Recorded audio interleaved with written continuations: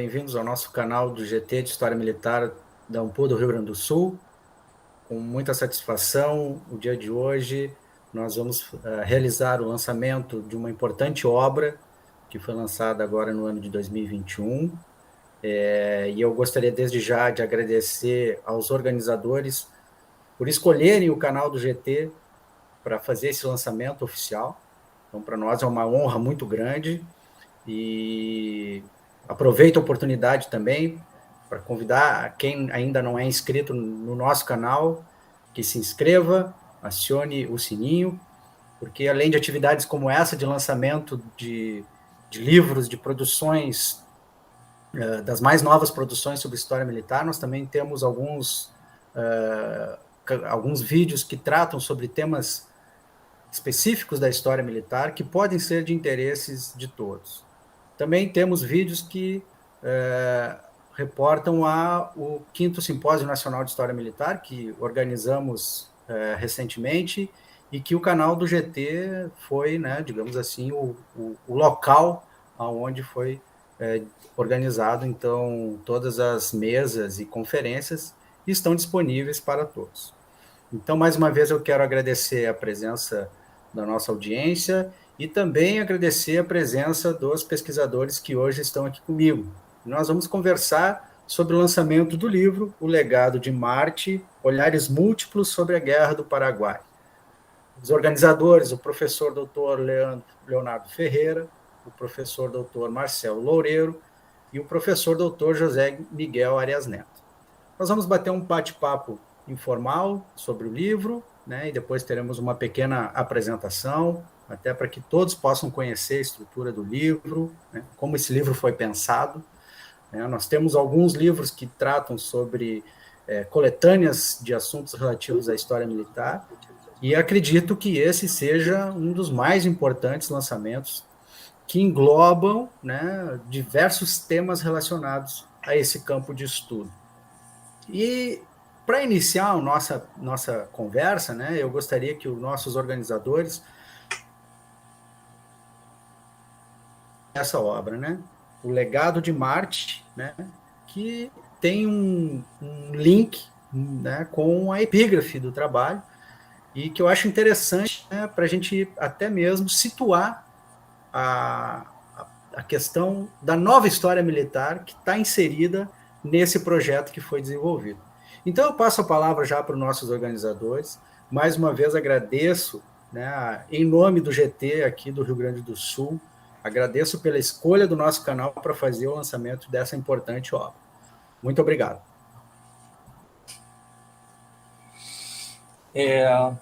Boa noite, Anco. Obrigado pela oportunidade. Agradeço a acolhida generosa em divulgar o livro.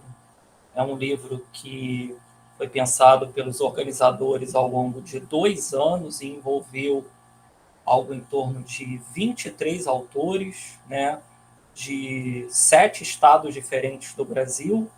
Então, de oficiais generais a pessoas que ainda estão cursando o mestrado. Ele é um livro bem plural, como deve ser a nova história militar. E a epígrafe do livro, ela é uma epígrafe que é um diálogo entre o deus Júpiter e o deus Marte, onde Júpiter pergunta a Marte: o que tem feito?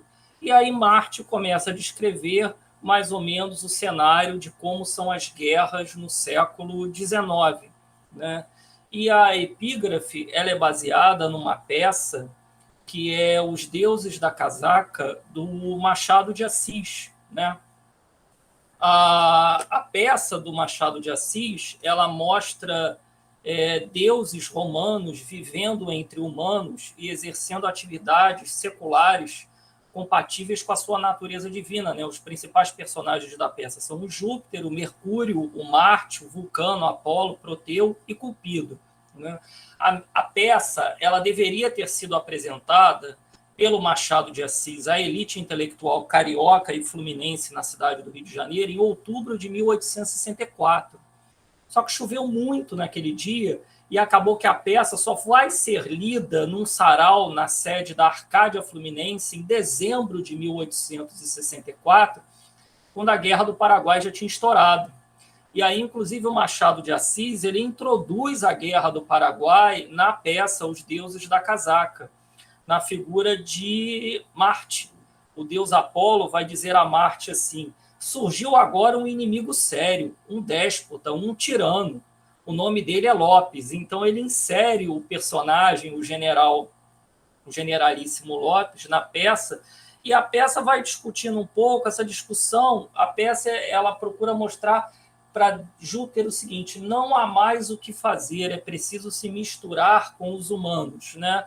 E Júpiter está resistente, ele quer reativar o Olimpo, e aí é uma série de discussões, entre outras coisas, que mostram qual o sentido da guerra no século XIX, onde Marte vai dizer assim: por mim, agora ando na pinta de um congresso geral que, com fogo e arte, mostra que sou aquele antigo Marte que as guerras inspirou a Aquiles e Heitor.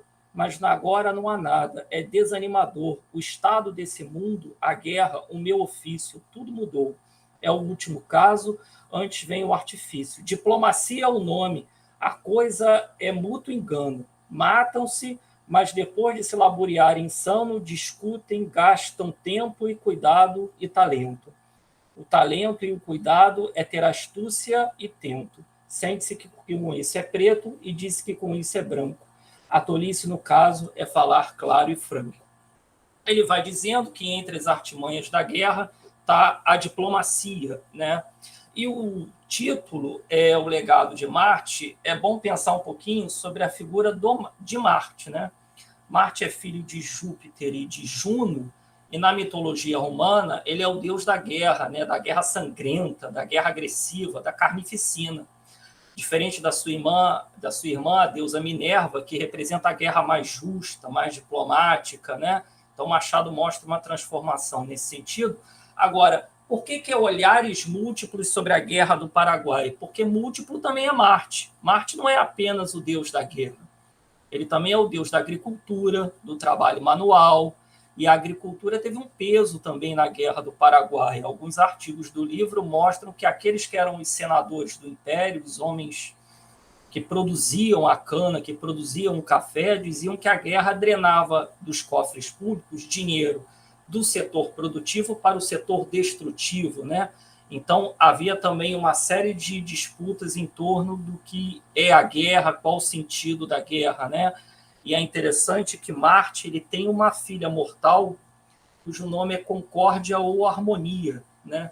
E que tipo de harmonia, que tipo de concórdia a guerra deixou para as gerações futuras, né? Se você for ler, por exemplo, o capítulo do José Miguel Arias Neto, que fala sobre o Tratado da Tríplice Aliança, ele vai dizer que houve todo um legado diferente daquele proposto pelo tratado, do Gabriel Passetti também fala sobre isso. Então, é Marte no sentido não só do Marte militar, mas também do Marte que pensa na agricultura e na guerra, que pensa no trabalho manual, que tem como sua filha a harmonia. E também é bom pensar que legado, em termos jurídicos, ele é uma disposição feita em um testamento para benefício de outra pessoa, instituição ou nação, né? Legado pode ter um valor positivo ou negativo. E é Marte, então, o legado de Marte não é só do deus Marte da guerra, é também daqueles que são filhos de Marte. O que Marte nos deixou, né? O que a Guerra do Paraguai nos deixou, e hoje, mais de 150 anos depois, ainda nos marca, né? Então, o título vai muito nesse sentido, e Machado, como principal escritor da época, a gente, o Loureiro, o José Miguel, a gente procurou trazer uma peça de Machado para servir de cenário para o título do livro, né? Seria mais ou menos isso. Se alguém quiser acrescentar alguma coisa... Vou fazer um comentário bem rápido, mas também queria, antes de tudo, dizer que estou muito feliz de estar aqui, dar boa noite a todos que nos assistem, agradecer ao Ianco pela oportunidade, e também agradecer ao Leonardo e ao Miguel por terem organizado essa obra comigo. É claro que a gente tem uma expectativa grande com a obra, né? Ela reúne um conjunto de trabalhos incríveis sobre a Guerra do Paraguai. De fato, vou fazer um comentário muito rápido, porque o Leonardo já explicou bastante, não é, a questão do Marte como Deus da Guerra. Esse texto do Machado de Assis, ele se enquadra num conjunto de textos que talvez pudessem ser tipificados como textos patrióticos. O Machado tem textos dessa mesma natureza no Diário do Rio de Janeiro, que é um periódico, e, de forma geral, o Machado critica a demora para o ingresso na guerra.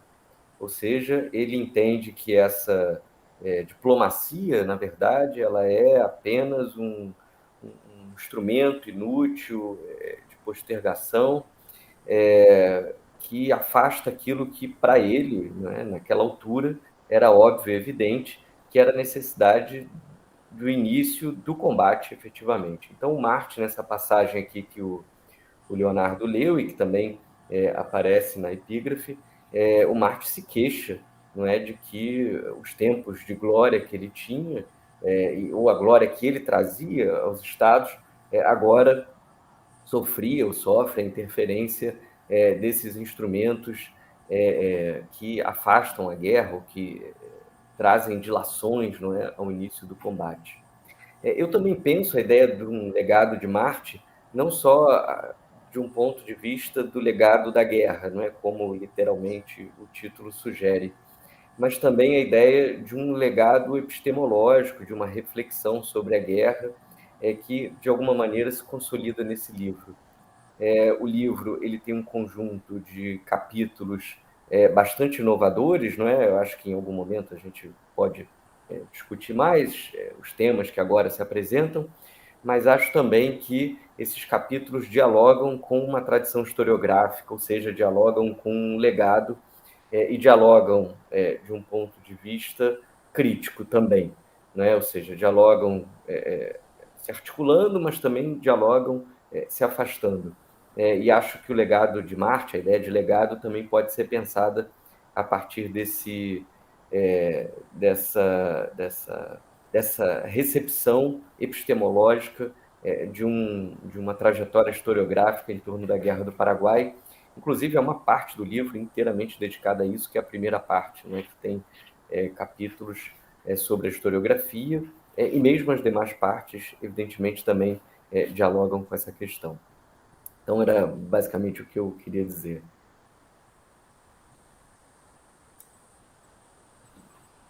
José Miguel, por favor. Eu creio que, basicamente, o Leonardo e o Marcelo colocaram a perspectiva do livro, né? Eu gostaria de chamar a atenção exatamente para o fato, né, de que a gente tem aí, pelo menos de acordo com o Doratiotto, né, três tradições historiográficas, três linhagens historiográficas principais sobre a Guerra do Paraguai, e eu penso que, de uns anos para cá, essas linhagens têm se multiplicado, né, na verdade, do ponto de vista temático, trazendo outras questões, né, discutindo outras questões para além dos aspectos puramente políticos e militares. Né? Então, a discussão sobre cultura, a discussão da imprensa, as trajetórias pessoais, né? Revisitar também da política internacional nesse momento, que é bastante importante, porque diz respeito, inclusive, a colocar em questão, né, uma coisa que a historiografia, digamos assim, essas linhagens historiográficas mais tradicionais têm lidado de um modo muito dualista, né? Ou Lopes é responsável pela guerra, é culpado da guerra, o Paraguai é culpado da guerra, e o Brasil fez tudo para preservar a integridade territorial do Paraguai, e o Brasil realmente, a guerra realmente é legítima, né? A guerra é justa, vamos colocar assim, no sentido como é apresentado, não é? E um revisitar da política internacional matiza bastante bem essas formulações, né? Pensando a guerra no contexto da guerra, pensando a guerra como na perspectiva da guerra e não na perspectiva do olhar brasileiro ou do olhar paraguaio sobre a guerra, mas pensando esse movimento relacional, né? Porque aquilo que se faz aqui, né, se rebate no Paraguai, o que a aliança está colocando, há um diálogo, digamos assim, né, político e cultural durante a guerra. Eu acho que, por exemplo, os textos do Gabriel Inácio Garcia sobre a imprensa, não é? Por exemplo, é um exemplo dessa abordagem. Não é? Então, o Paraguai trabalha, do ponto de vista ideológico, com a mesma terminologia que o Brasil. Né? Nós estamos fazendo uma guerra em nome da civilização, em nome da liberdade, né? Contra a barbárie da aliança, contra a barbárie brasileira, de um Estado escravista. Né? Então, é o mesmo discurso, né, que o Brasil utiliza em relação às nações platinas do século XIX, não é? Esse desprezo que a elite imperial tem sobre os países, acerca dos países platinos. Então, essa é uma discussão relacional, por isso que talvez um revisitar, né, das discussões da política internacional e, ao mesmo tempo, também pensar dimensões culturais dessa guerra, mostram que que o legado de Marte é mais amplo do que simplesmente dizer que a posição do Brasil é legítima e que Lopes é um tirano. Né? E que é uma visão que a gente precisa, que é muito descansada nessa historiografia mais recente, né? E que, no entanto, a gente precisa superar para avançar na compreensão desse fenômeno.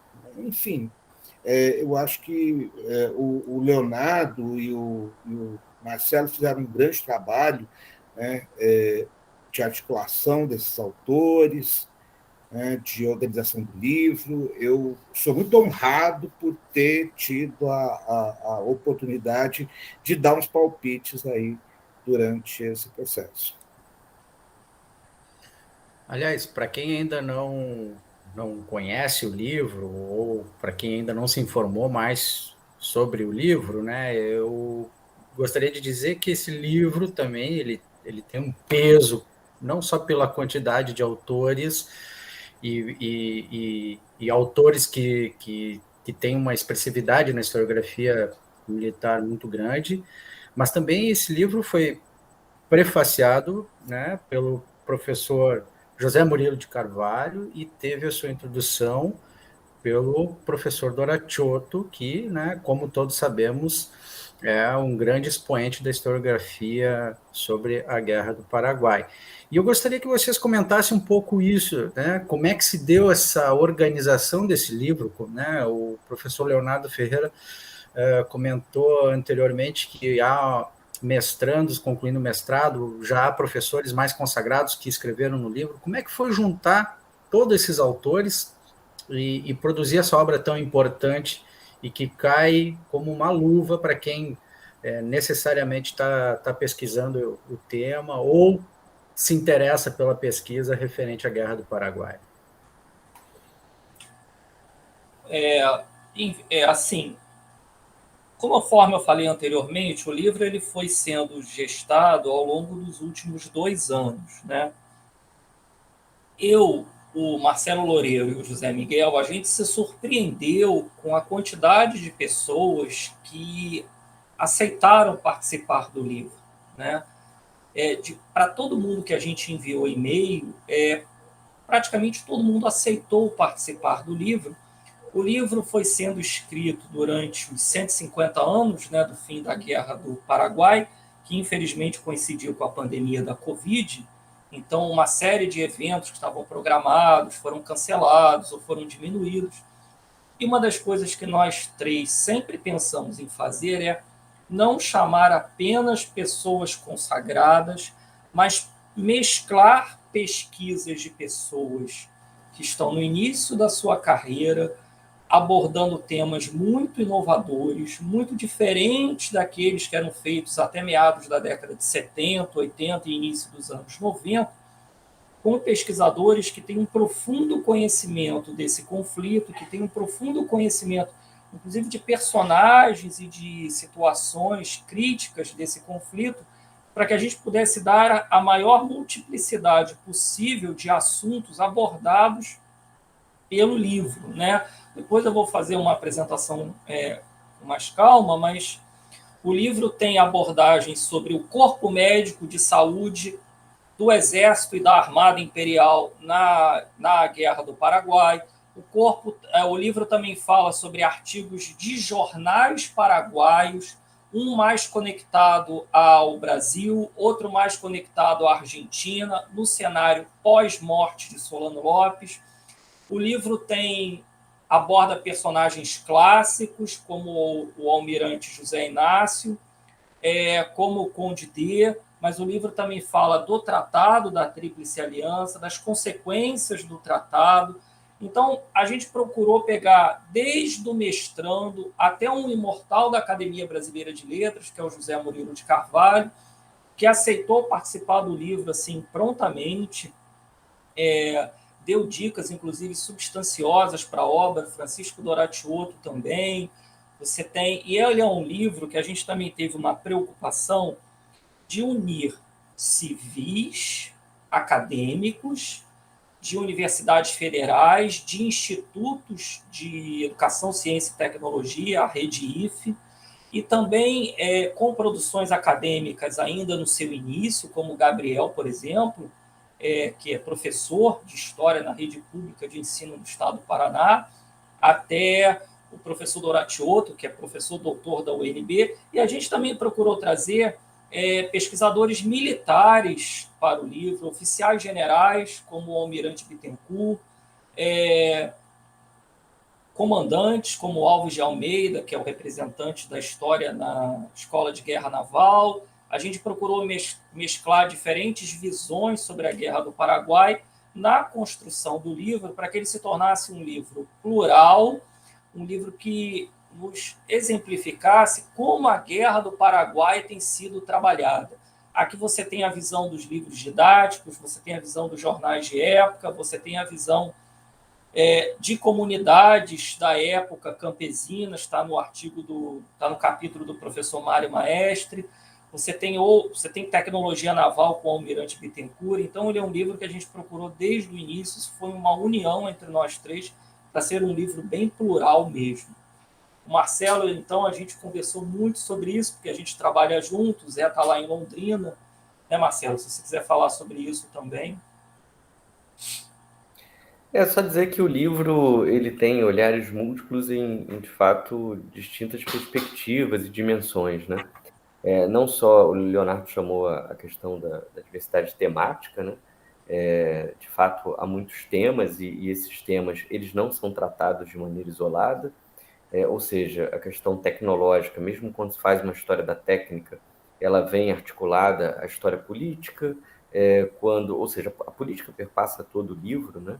A política no final perpassa tudo. O mesmo ocorre com as relações internacionais, não é bem uma história da diplomacia, mas uma história das relações internacionais, a história das representações, das identidades. Sempre há um pano de fundo que é o pano de fundo da dissidência, do debate, ou seja, nesse livro não há o Brasil, não é? Mas existem muitos setores dentro do Brasil. Esses setores têm seus interesses, têm seus pontos de vista, então não há exatamente uma uniformidade em relação à visão que eles têm sobre a guerra, né?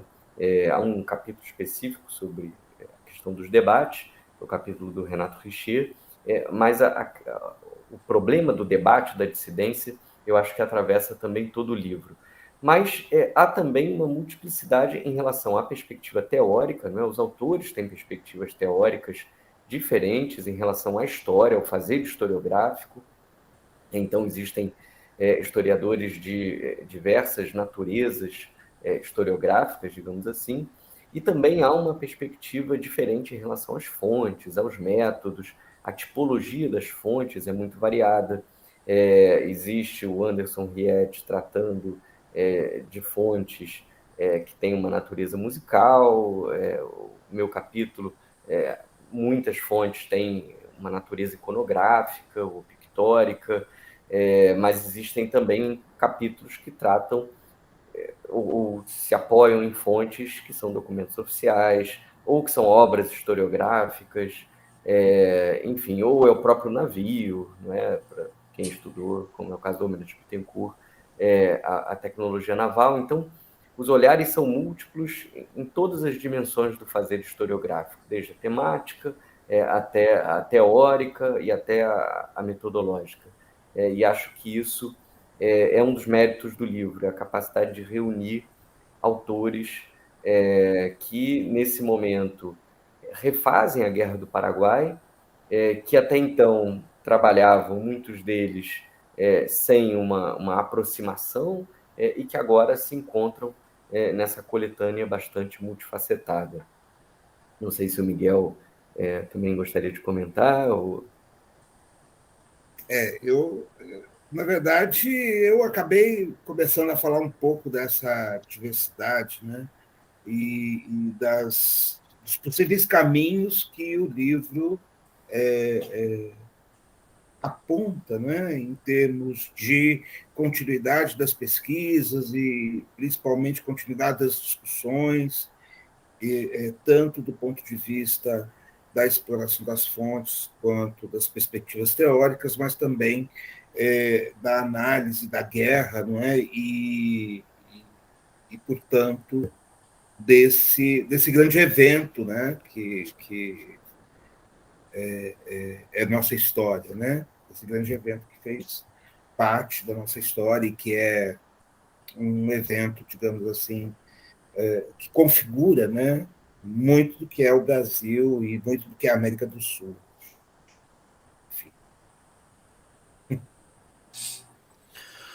Bom, pessoal, eu não sei se vocês concordam, mas acho que a gente poderia passar para a apresentação do professor Leonardo Ferreira, né, até para quem ainda não teve contato com a obra, para que possa visualizar, inclusive, a arte, né, como está estruturada essa obra, e assim, inclusive, né, como o nosso espectador pode adquirir essa obra, né? Então, por favor, Leonardo, vamos encaminhar para a sua apresentação. José, você pode me ajudar, por favor, colocando o slide?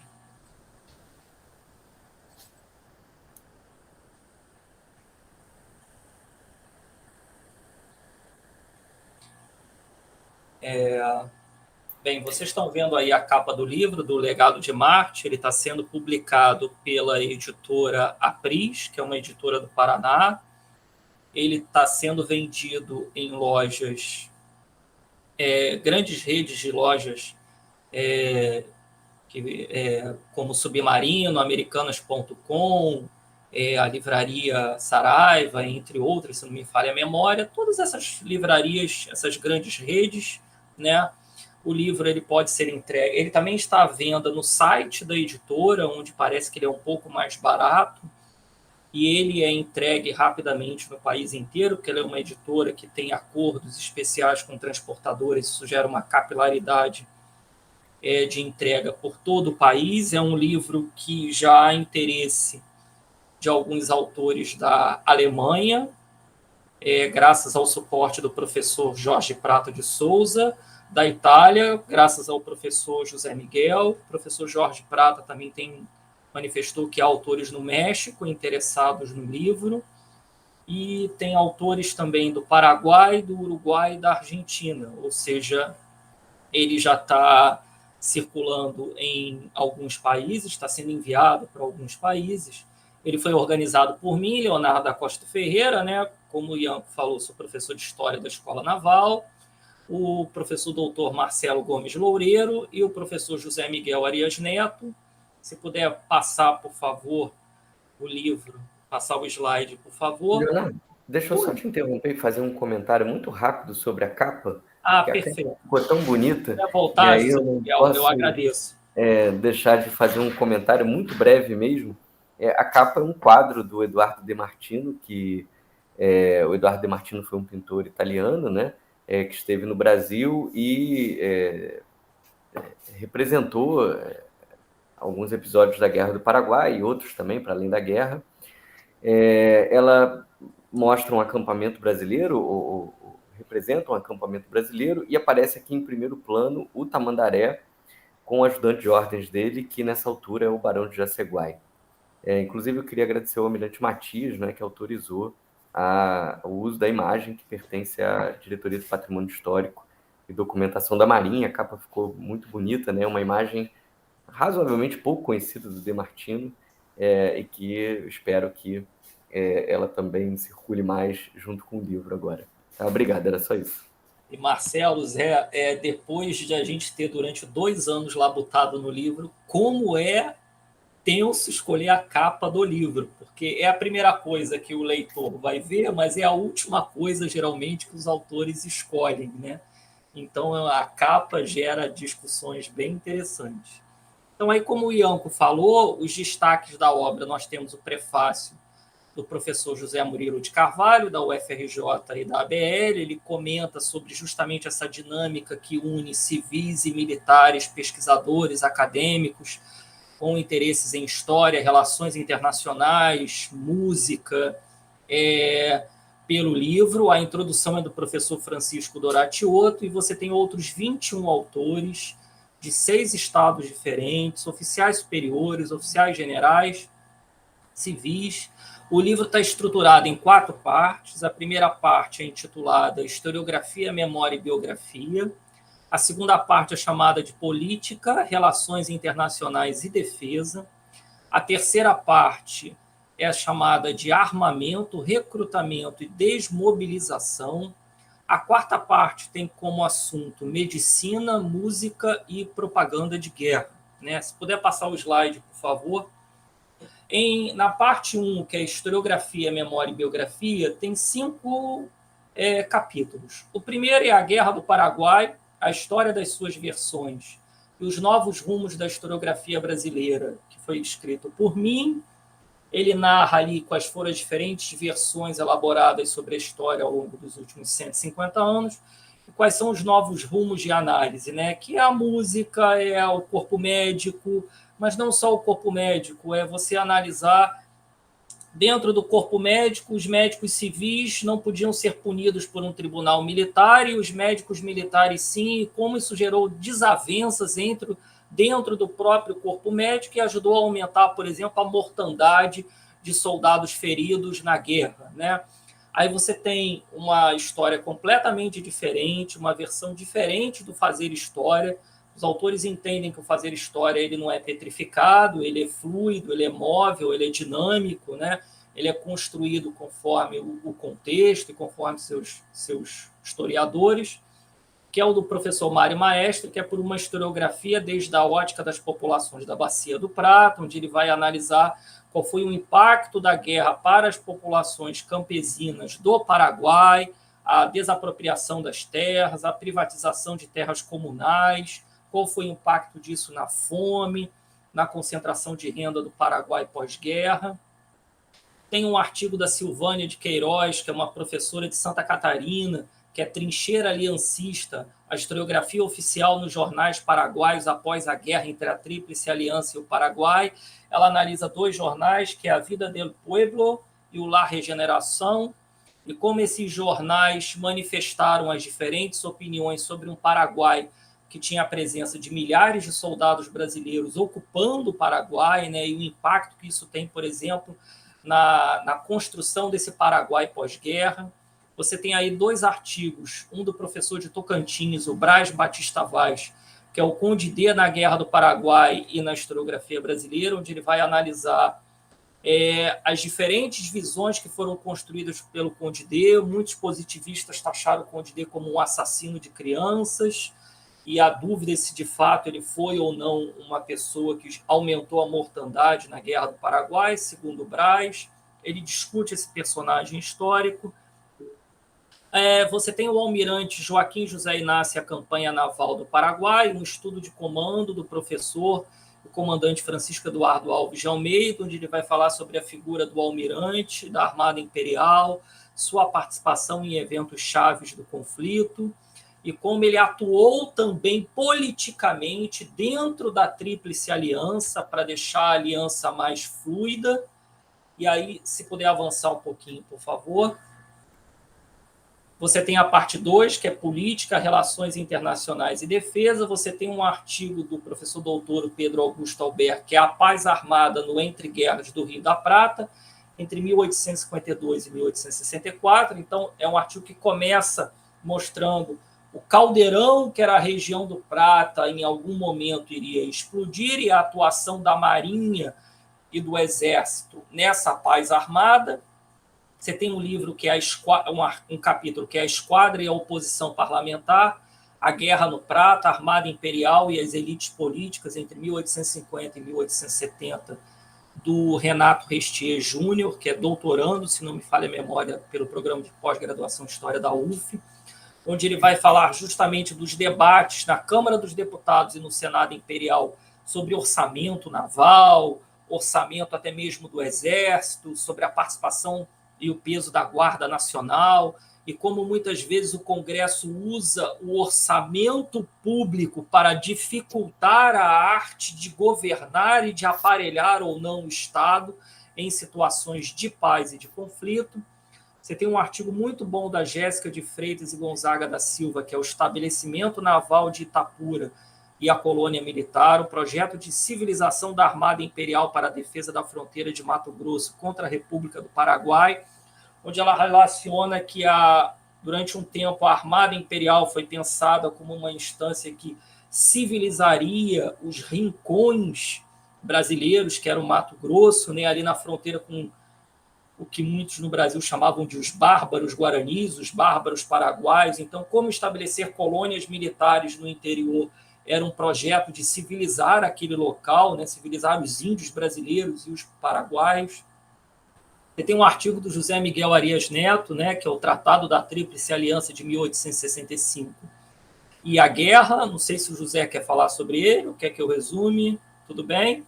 Então, o José vai falar sobre como o tratado, ele, depois de ter sido ratificado em 1865, no decorrer da guerra e no pós-guerra, ele é repensado não só pelo Brasil, mas também pela Argentina, e em menor escala pelo Uruguai, nas questões do pós-guerra, né? E como isso gerou uma série de consequências para o Paraguai pós-guerra e também para o Brasil e para a Argentina.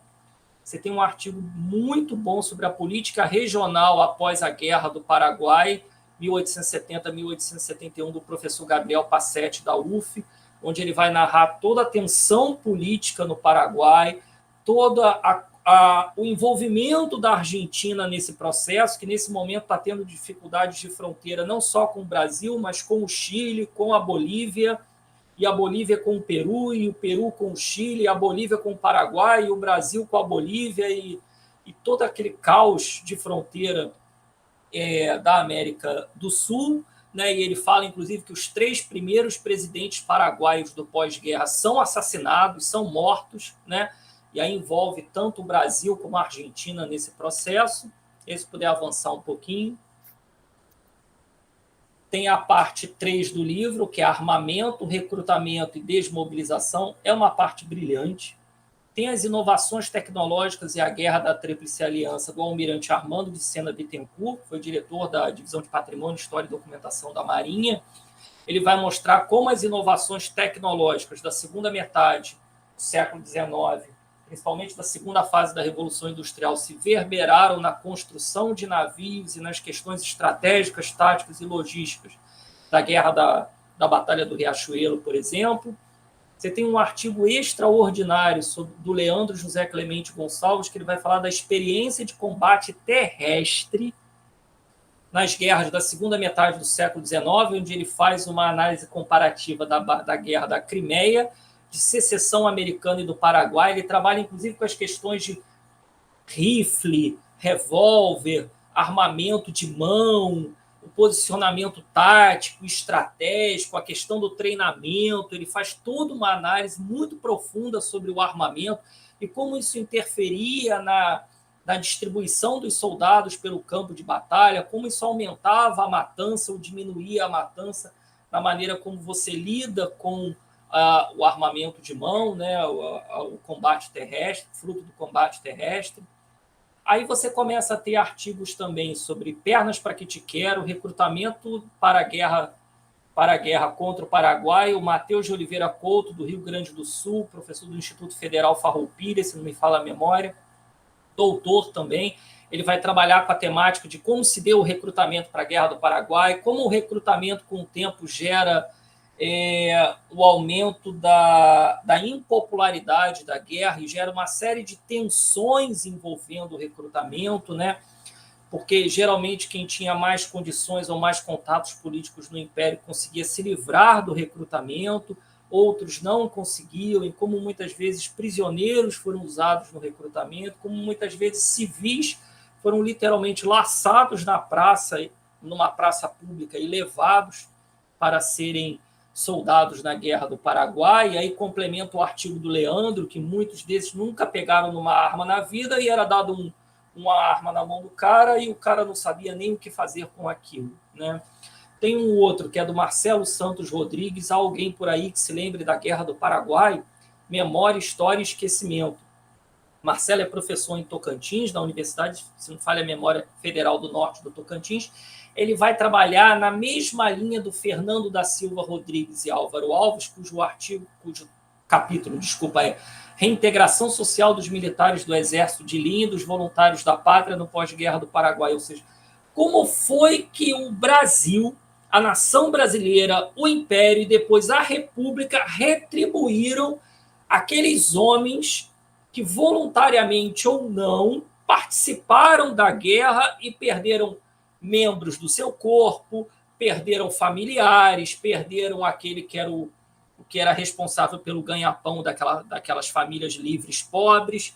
Como isso foi reconhecido oficialmente ou não reconhecido pelo Império e pela República. Os dois, o Marcelo, o Fernando e o Álvaro, vão dizer que isso só vai acontecer quase 40 anos após o fim do conflito, lá em meados de 1907, que há pensões dadas para ex-combatentes. Durante todo o período pós-guerra no Império não há distribuição de pensões, principalmente para os voluntários. Há, inclusive, o Fernando relata um general que morre na sarjeta porque não teve direito à pensão, né? Então, discute todo esse processo. São 2 capítulos muito interessantes, extremamente inovadores. E aí, a última parte do livro, você tem, por favor, Medicina, Música e Propaganda de Guerra. Você tem um artigo excelente do professor José Prata de Souza, que é o Corpo Médico Disponível e suas indiciocracias com a hierarquia militar, porque havia uma deficiência de médicos, tanto por parte do Exército como por parte da Marinha.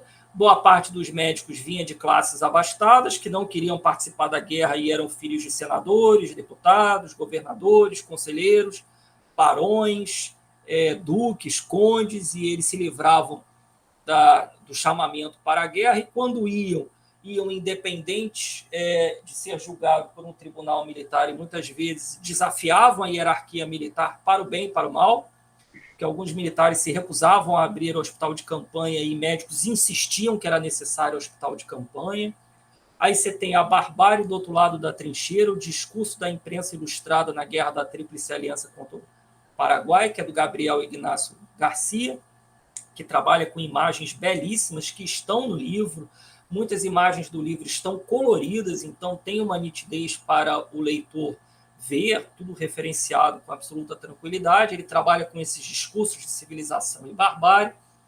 tem um artigo muito bom que é Música, Músicos e a Guerra da Tríplice Aliança, Paisagem Sonora e Atividade Musical das Bandas Militares, que é do Anderson Riet Santa Clara dos Santos, que é mestrando na Universidade Federal Fluminense, não me falha a memória, está para defender agora o mestrado dele. É um artigo brilhante, ele fala sobre como as bandas militares, elas não só davam o ritmo do combate, mas dependendo do som que a banda fazia, pessoas à distância sabiam quem tinha perdido e quem tinha ganho uma determinada batalha, onde aquele oficial estava, onde aquele oficial não estava, onde o praça estava, onde o praça não estava. Então é muito interessante como alguns músicos literalmente tiveram que pegar em armas para defender a banda.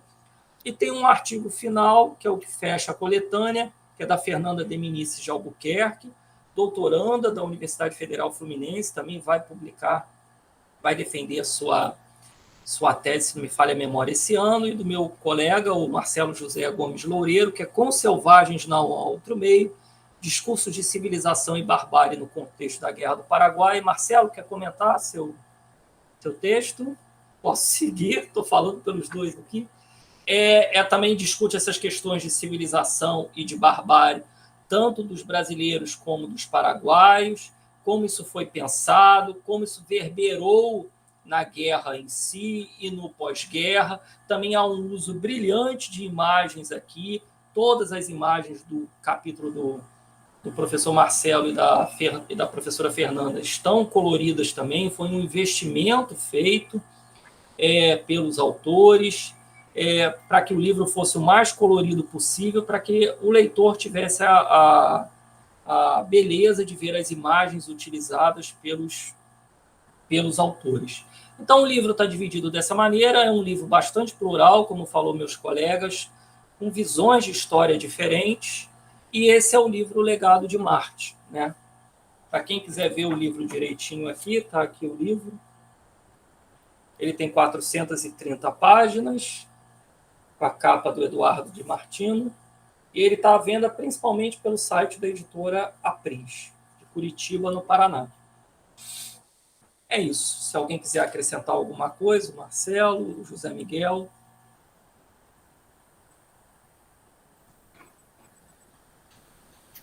Bom, pessoal, eu acho que depois dessa breve apresentação do Leonardo, eu acho que ficou muito, muito clara a qualidade desse trabalho, a qualidade dessa obra, e efetivamente essa apresentação nos convida a adquirir esse livro, porque eu tenho certeza que ele vai ser um marco na historiografia da Guerra do Paraguai e uma historiografia da história militar como um todo, né? E antes, eu acredito que nós atingimos o objetivo aqui com essa apresentação, mas antes de encerrar, eu gostaria de saber se mais algum dos organizadores gostaria de fazer algum comentário, alguma questão. Muito brevemente, Marcelo, José Miguel. Sim, muito, muito brevemente mesmo, eu queria só agradecer aos autores, né? Porque sem eles não haveria livro. Eles confiaram no projeto, pararam aquilo que faziam e escreveram um capítulo para o nosso livro, isso foi fundamental. Eu queria também agradecer aos professores José Murilo de Carvalho e Francisco Doratioto, que muito generosamente também se envolveram com a obra para poder escrever o prefácio e a introdução. Queria agradecer ao Leonardo Ferreira e ao Miguel, que, evidentemente, nós três trabalhamos muito para que isso pudesse ocorrer, e agradecer a você pela oportunidade de agora estarmos aqui falando sobre o livro e divulgando o livro, e também aqueles todos que nos assistem e nos assistirão no futuro, e que também se interessaram aí por essa temática e por essa coletânea. Então, de fato, eu só queria registrar esse agradecimento bastante abrangente. José Miguel, por favor. Então, eu também aqui vou na esteira do que o Marcelo acabou de falar, né? Agradecer ao Marcelo e ao Leonardo pelo convite para participar dessa obra, e agradecer também, Ianco, você, né? pela oportunidade de fazer esse lançamento aqui no canal de História Militar do GT, de História Militar do Rio Grande do Sul. Né? Então, e dizer a todos que aproveitem o livro, né? Aproveitem o livro, espero que vocês curtam bastante a leitura, os artigos, briguem com os autores, xinguem os autores, né?